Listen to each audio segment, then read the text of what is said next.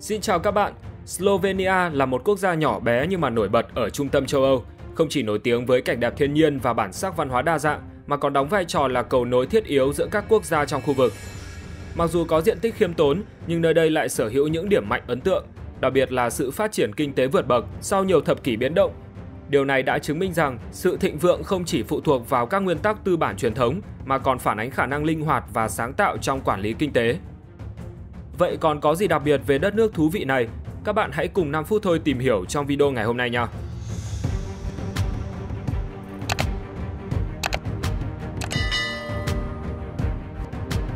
Những vấn đề về địa lý của Slovenia.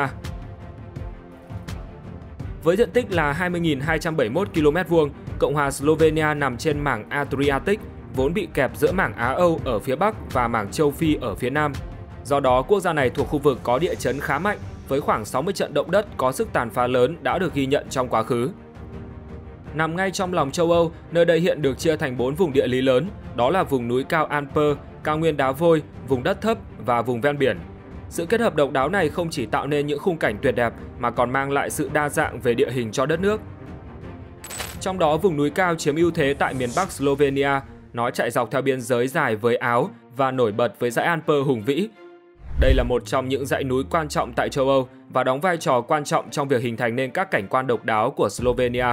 Các nhánh nổi bật như là Julian Alper không chỉ thu hút những người yêu thiên nhiên mà còn là điểm đến phổ biến cho các hoạt động thể thao ngoài trời như đi bộ đường dài, leo núi và trượt tuyết.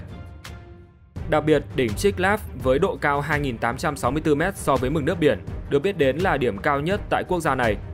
Đây cũng là biểu tượng nổi bật của Slovenia, thậm chí còn xuất hiện trên quốc kỳ và quốc huy, qua đó thể hiện sự tự hào của người dân về thắng cảnh này. Tầm quan trọng của ngọn núi còn được nhấn mạnh khi nó hiện là một phần của vườn quốc gia Triglav, một trong những khu bảo tồn thiên nhiên lớn và đa dạng sinh học nhất tại Slovenia. Không chỉ sở hữu những dãy núi cao, khu vực miền Bắc còn là nơi tọa lạc của nhiều thung lũng và hồ nước tự nhiên độc đáo. Một trong số đó là hồ Bohinji. Với diện tích là 3,18 km², thì đây là hồ nước lớn nhất tại Slovenia. Nó có nguồn gốc từ một sông băng tan chảy, mang lại vẻ đẹp tự nhiên tuyệt vời và là một điểm đến lý tưởng cho những ai yêu thích thiên nhiên. Đây cũng là môi trường sống phong phú cho nhiều loài cá như cá hồi nâu, cá tuyết sông, cá tuế Á-Âu và cá hồi Bắc Cực. Ngoài ra, hồ còn có sự hiện diện của nhiều loài tảo, góp phần tạo nên một hệ sinh thái đa dạng.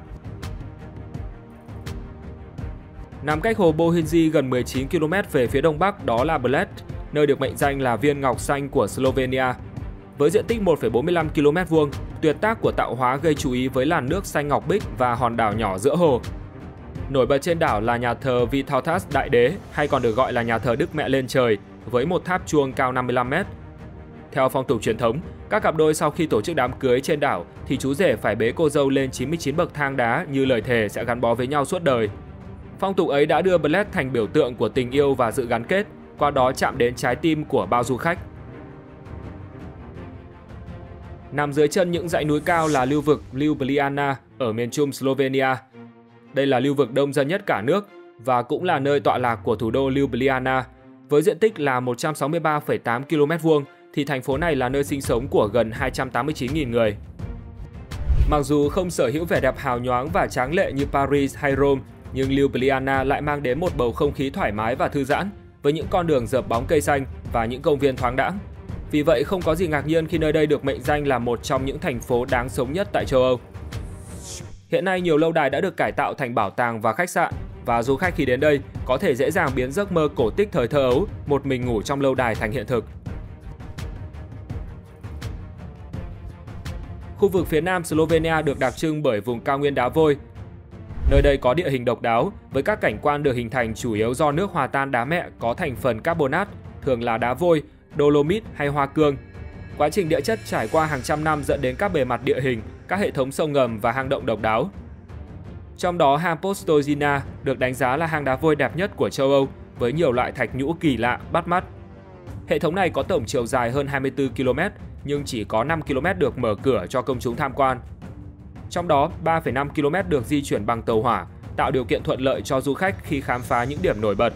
Trong khi 1,5 km còn lại sẽ được đi bộ, nơi du khách có thể tham quan và lắng nghe hướng dẫn viên giới thiệu về vẻ đẹp cũng như lịch sử của hang động.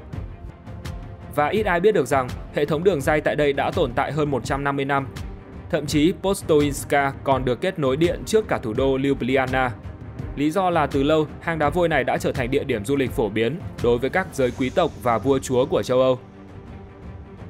Sở hữu địa hình và địa chất độc đáo nên đây cũng là nơi sinh sống của manh rông, một loài đặc hữu có xương sống chỉ sống trong hang ở châu Âu. Nó cũng khác với các động vật lưỡng cư khi hoàn toàn sống, ăn và sinh sản dưới nước. Nếu như hang Postojnska tạo cho người ta cảm giác như vừa trên thiên đường trở về, thì hang Skopjan cách đó không xa lại mang đến cảm giác mạnh như thám hiểm dưới lòng đất. Được UNESCO công nhận là di sản thế giới từ năm 1986, nơi đây có hệ thống hang động rộng lớn cùng nhiều đặc điểm thiên nhiên độc đáo. Dù con đường dẫn vào hang được thắp đèn, nhưng vẫn không tránh khỏi cảm giác sợ hãi cho những ai mắc chứng sợ độ cao, đặc biệt là khi đi qua chiếc cầu gỗ nổi tiếng nằm ở độ cao 41 m giữa hai vách núi. Hơn nữa, dấu vết của các đoàn thám hiểm vào hang với những dây chằng bậc thang tự tạo vẫn còn ở mọi nơi. Đi về phía đông bắc của Slovenia đó là vùng đất thấp Sobota. Khu vực này có địa hình bằng phẳng với nhiều con sông lớn chảy qua như Sava dài 992 km, Drava dài 709,8 km và Mura dài 463,7 km. Phù sa của chúng đã bồi đắp và tạo nên những thung lũng xanh tươi cùng đất đai phì nhiêu, thích hợp cho các hoạt động sản xuất nông nghiệp. Hiện nay, phần lớn vùng đất sản xuất rượu vang của Slovenia đều nằm ở khu vực này, với các loại rượu vang hảo hạng và danh giá nhất. Trong đó, Podravje là nơi sản xuất lớn nhất và năng suất nhất. Nó nằm về phía đông của đất nước và tập trung xung quanh các thị trấn chính là Maribor và Ormož với diện tích khoảng 110 km². Ngoài ra, Dolenska cũng là một cái tên nổi bật khác. Khu vực rộng 44 km² này nổi tiếng với Svikek, một loại rượu vang đỏ tươi, nhẹ và hơi chua, có lịch sử lâu đời hơn 200 năm. Cuối cùng là vùng ven biển ở phía tây nam. Slovenia tiếp giáp với biển Adriatic với đường bờ biển khá ngắn chỉ khoảng 47 km. Vì vậy, nước này không có nhiều bãi biển trải dài cát trắng như những quốc gia khác, mà thay vào đó, thiên nhiên đã ban tặng cho họ những kiến tạo địa chất độc đáo với những vách đá hùng vĩ chiếm ưu thế, tạo nên một cảnh quan ven biển tuyệt đẹp và đầy sức hút. Trong đó, bãi biển Vịnh Mặt Trăng với chiều dài 4 km là một trong những địa điểm nổi tiếng nhất. Bãi biển được bao quanh bởi vách đá Strunjan cao tới 80 m và đây cũng là vách đá cao nhất ở biển Adriatic. Nó được hình thành chủ yếu từ đá Flis, một loại đá trầm tích được tạo thành từ quá trình phong hóa do hoạt động của nước và gió. Ngoài ra, du khách cũng có thể ghé thăm Potoros. Bãi biển này nổi tiếng với những viên sỏi mịn và làn nước trong xanh, đồng thời là địa điểm lý tưởng để bơi lội, tắm nắng và chơi thể thao dưới nước. Ngoài ra, nó còn được bao quanh bởi các khu nghỉ dưỡng, nhà hàng, cửa hàng và quán cà phê, hứa hẹn cung cấp nhiều tiện nghi và dịch vụ cho du khách. Tất cả đã giúp nơi đây luôn là một trong những khu vực sầm uất nhất và thu hút một lượng lớn khách du lịch hàng năm. Nhìn chung, Slovenia có 3 vùng khí hậu riêng biệt, trong đó vùng gần biển có mùa đông không lạnh lắm, với nhiệt độ trung bình hàng năm khoảng 12 độ C. Vùng trung tâm và Tây Bắc chịu ảnh hưởng của dãy núi Alper nên mùa đông lạnh và dài hơn, còn mùa hè thì khá nóng. Phần còn lại có khí hậu đặc trưng của lục địa châu Âu, với nhiệt độ trung bình thấp nhất vào tháng 1 là -2 độ C và cao nhất vào tháng 7 là 21 độ C. Từ tháng 7 cho đến hết tháng 10 được xem là thời gian đẹp nhất trong năm, với nắng vừa phải và trời quang đãng thích hợp cho các hoạt động du lịch. Nhờ điều kiện khí hậu thích hợp nên hơn một nửa diện tích của Slovenia được bao phủ bởi rừng, qua đó đưa quốc gia này trở thành nơi có mật độ rừng đứng thứ 3 trên toàn thế giới. Cũng vì vậy mà Slovenia còn là một trong những quốc gia thân thiện với môi trường nhất, và theo chỉ số quốc gia tốt, Slovenia đứng thứ 4 trên 153 quốc gia đóng góp tích cực cho hành tinh và khí hậu. Vào năm 2016, tổ chức các điểm đến xanh có trụ sở tại Hà Lan đã công nhận đây là điểm đến xanh đầu tiên trên thế giới, và thủ đô Ljubljana của nước này là thủ đô xanh của châu Âu.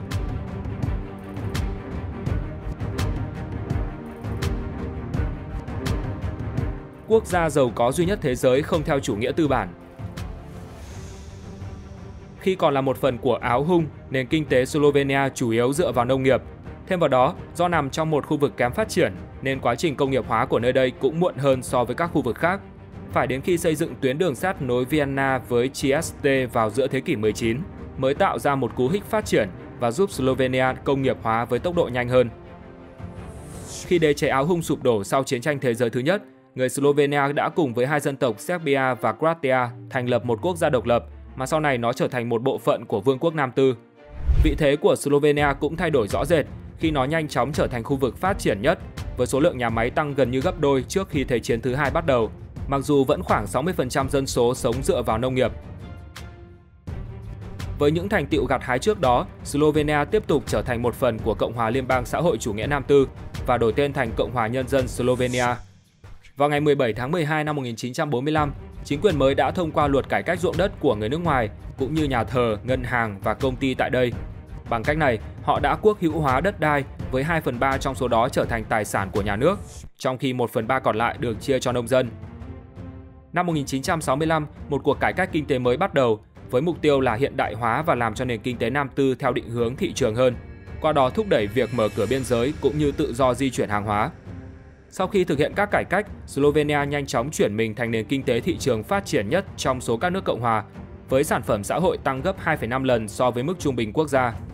Dù nông nghiệp và lâm nghiệp vẫn tiếp tục giữ vị trí chủ chốt, nhưng người dân đã bắt đầu hiện đại hóa và đa dạng các lĩnh vực kinh tế khác như du lịch. Các điểm đến nổi tiếng như Bled và Rogatska Slatina đã thu hút một lượng lớn khách du lịch đến thăm vào thời kỳ này.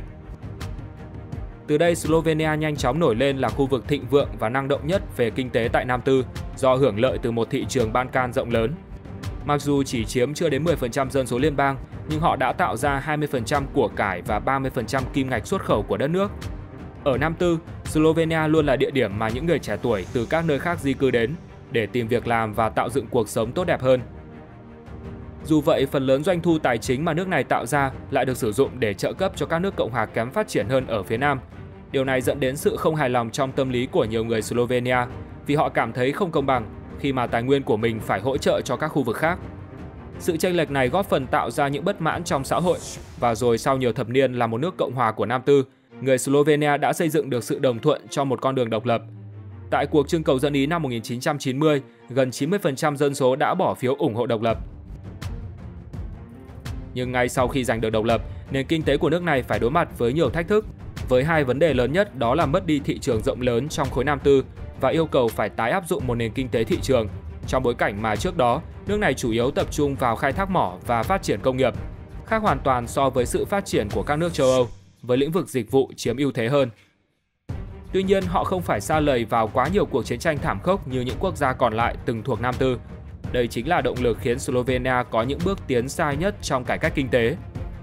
Vào ngày 8 tháng 10 năm 1991, nước này đã giới thiệu đồng tiền riêng của nước, đó là đồng đô la, qua đó trở thành quốc gia đầu tiên trong số các quốc gia mới đạt được độc lập về tiền tệ. Cần nhấn mạnh rằng, việc độc lập về tiền tệ đã đóng vai trò quan trọng trong việc bảo vệ Slovenia khỏi sự tái bùng phát của siêu lạm phát mà các nước khác trong Nam Tư đã phải hứng chịu vào năm 1992. Dù có những thành công trong việc ổn định kinh tế vĩ mô và tự do hóa thương mại, Slovenia lại gặp khó khăn trong việc tiến hành tư nhân hóa. Vì vậy, ưu tiên cốt lõi trong chính sách đối ngoại là tham gia Liên minh châu Âu và Tổ chức Hiệp ước Bắc Đại Tây Dương. Tại cuộc trưng cầu dân Ý tháng 3 năm 2003, người dân đều ủng hộ mạnh mẽ việc gia nhập vào các tổ chức này và mong ước đã trở thành hiện thực khi họ lần lượt trở thành thành viên của EU và NATO vào năm 2004. Tiếp đó, việc chính phủ phát triển hạ tầng kinh tế, hệ thống điện, hệ thống giao thông và bưu chính viễn thông cũng được xem là các bước đi quan trọng để Slovenia hòa nhập tốt vào nền kinh tế của Liên minh châu Âu. Đây là quốc gia đầu tiên thuộc Nam Tư cũ được EU công nhận đáp ứng đủ mọi tiêu chí để có thể gia nhập khối đồng tiền chung euro từ ngày 1 tháng 1 năm 2007. Đồng thời, một ưu tiên khác về đối ngoại của Slovenia đó là tăng cường quan hệ và hợp tác với nước láng giềng Áo, Ý, Hungary, Croatia cùng các nước Trung Đông Âu trong khuôn khổ mô hình tam tứ giác phát triển và trong nhóm sáng kiến Trung Âu. Ngày nay, Slovenia là nơi sinh sống của khoảng 2.120.000 người. Trong đó, người Slovenia là nhóm dân tộc chính, chiếm 83,1% dân số. Người Serbia và người Croatia lần lượt chiếm 2% và 1,8% dân số. Phần còn lại là các nhóm dân tộc khác. Ngôn ngữ chính thức của quốc gia này đó là tiếng Slovenia, một nhánh ngôn ngữ Nam Slaver với khoảng 88% người dân sử dụng. Ngoài ra còn có sự hiện diện của một số ngôn ngữ thiểu số như tiếng Hungary và tiếng Ý, đặc biệt ở những khu vực biên giới của đất nước. Quốc gia này cũng sở hữu một nền kinh tế hỗn hợp phát triển, trong đó nhà nước tham gia đáng kể vào quá trình lập kế hoạch tập trung nhưng vẫn có sự tự do của khu vực tư nhân. Và mô hình kinh tế này đã mang lại cho họ một mức độ thịnh vượng và ổn định cao. Vào năm 2024, GDP của quốc gia này là 73,2 tỷ đô, còn GDP bình quân đầu người là 34.528 đô la Mỹ. Đây cũng là mức cao nhất trong các nước thành viên từng thuộc Nam Tư cũ. Lấy ví dụ như Croatia, với GDP năm 2024 là 89,67 tỷ đô, còn GDP bình quân đầu người là 23.351 đô la Mỹ. Như vậy, mặc dù có diện tích lẫn quy mô dân số nhỏ hơn, nhưng nền kinh tế của Slovenia lại cao gấp 1,5 lần so với nước láng giềng. Về cơ cấu nền kinh tế, khu vực dịch vụ chiếm tỷ trọng cao khoảng 66% trong cơ cấu tổng sản phẩm quốc nội của Slovenia, với các ngành chủ lực như công nghệ thông tin, truyền thông, tài chính và ngân hàng, bảo hiểm, thương mại, vận tải và buôn bán lẻ. Ngành du lịch cũng năng động và đang trong giai đoạn phát triển mạnh mẽ. Ngoài ra, xuất khẩu cũng là động lực quan trọng khi chiếm tỷ lệ lớn trong GDP. Điều này cho thấy Slovenia không chỉ tận dụng tốt tiềm năng nội địa mà còn mở rộng ra thị trường quốc tế, góp phần nâng cao bức tranh kinh tế tổng thể của đất nước. Tiếp đến là công nghiệp chiếm 32%, bao gồm các ngành luyện kim, sản xuất sắt thép và kim loại màu, khai khoáng, thiết bị điện và điện tử, hóa chất và dược phẩm, chế biến thực phẩm, chế biến gỗ và dệt may. Trong khi ngành nông nghiệp chiếm 2% còn lại trong cơ cấu kinh tế, do xu hướng giảm đất nông nghiệp và tăng cường chuyển đổi thành đất kinh doanh, Slovenia cũng đang tăng cường nhập khẩu lương thực để đáp ứng nhu cầu nội địa. Các sản phẩm nông nghiệp quan trọng của nước này đó là mạch nha, ngô, lúa mì, khoai tây, táo, lê. Bên cạnh đó, người dân cũng chăn nuôi gia súc và gia cầm để kiếm thêm thu nhập. Điều thú vị là Slovenia cũng là quốc gia có nghề nuôi ong phát triển nhất EU, bởi trung bình cứ 200 người dân sống tại đất nước này thì sẽ có một người đang nuôi ong.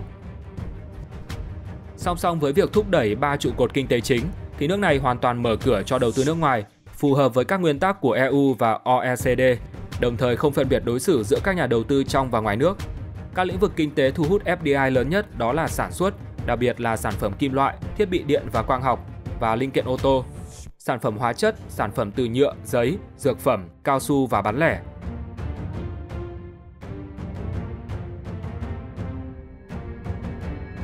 Slovenia, cầu nối giữa Tây Âu và Đông Âu. Slovenia sở hữu vị trí đắc địa khi tiếp giáp với Ý và Áo ở Tây Âu, cùng với Hungary và Croatia thuộc Đông Âu. Vì vậy, nơi đây thường được ví như một cầu nối giữa hai khu vực này. Với lợi thế đó, Slovenia đã phát triển một hệ thống giao thông hiện đại, bao gồm nhiều phương thức kết nối giữa trong và ngoài nước. Nằm cách thủ đô khoảng 24 km về phía Tây Bắc đó là sân bay quốc tế Ljubljana. Ban đầu nó có tên là Brnik và được vận hành từ tháng 12 năm 1963. Sau quá trình mở rộng thì hiện nay sân bay có một đường băng được trải nhựa với chiều dài là 3.300 m. Từ Ljubljana có nhiều chuyến bay kết nối đến các cảng hàng không châu Âu khác như Istanbul của Thổ Nhĩ Kỳ, Frankfurt của Đức, Zurich của Thụy Sĩ. Vào năm 2022, nơi đây đã phục vụ khoảng 971.000 hành khách cũng như xử lý gần 13.000 tấn hàng hóa. Ngoài ra, Slovenia nổi bật với mật độ đường cao tốc cao, vốn được đầu tư xây dựng từ năm 1994, khi quốc gia này bắt đầu thực hiện chương trình xây dựng đường cao tốc quốc gia NPIA. Kế hoạch đó đã tái sử dụng các tuyến đường cũ, đồng thời mở rộng thêm nhiều km đường cao tốc. Trong đó, đường cao tốc A1 có chiều dài hơn 245 km, đóng vai trò đặc biệt quan trọng. Nó kết nối Sentili tại biên giới với Áo và Koper Capodicia trên bờ biển Adriatic, đi qua nhiều khu vực đô thị lớn, bao gồm Maribor, Celje và Ljubljana.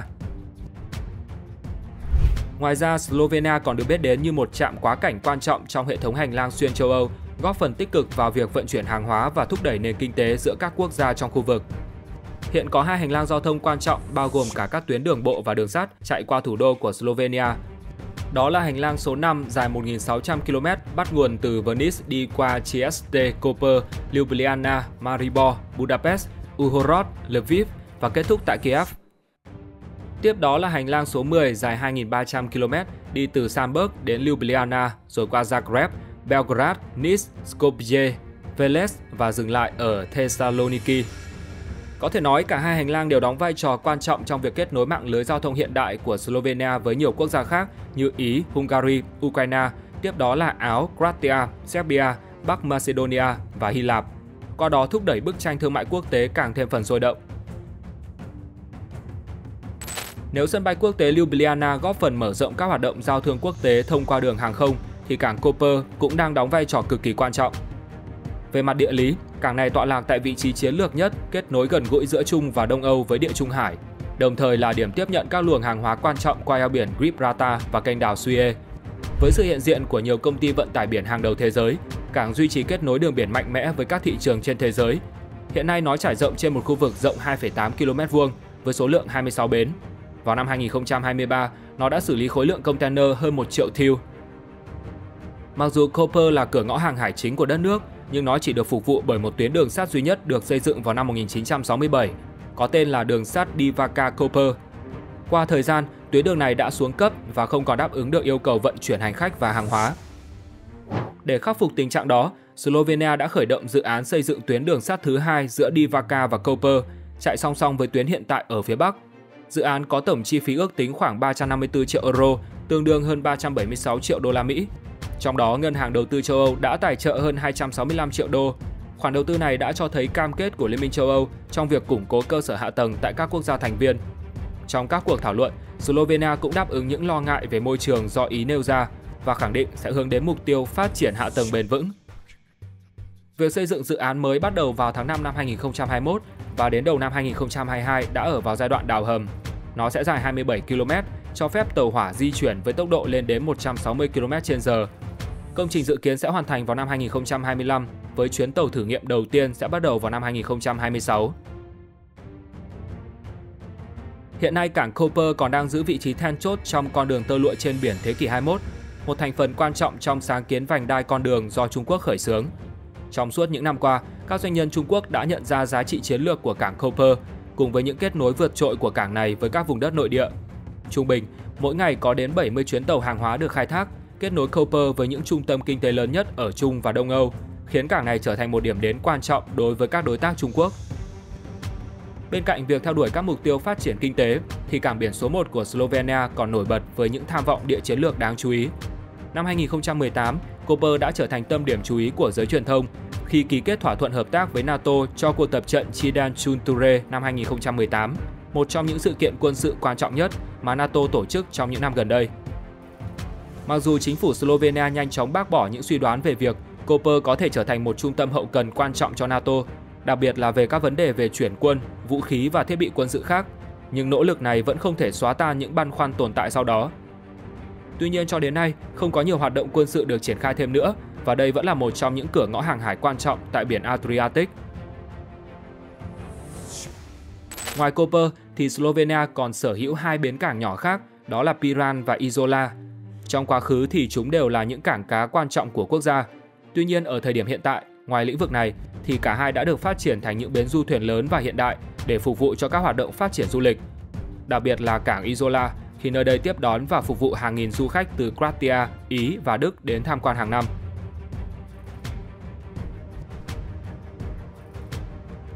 Và trên đây là những thông tin về Slovenia, một quốc gia sở hữu nhiều điều thú vị tại châu Âu.